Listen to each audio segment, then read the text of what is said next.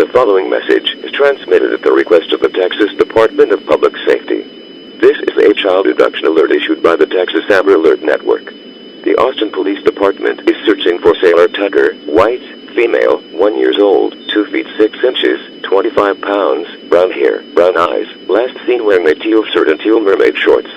The child was last seen in the 4700 block of White Elm Court, Austin, Texas on August 23, 2022 at 8 p.m. Suspect is unknown. Law enforcement officials believe this child to be in grave or immediate danger. If you have any information regarding this abduction, call the Austin Police Department at 512-974-5250. News media point of contact is Austin Police Department at 512-974-5250.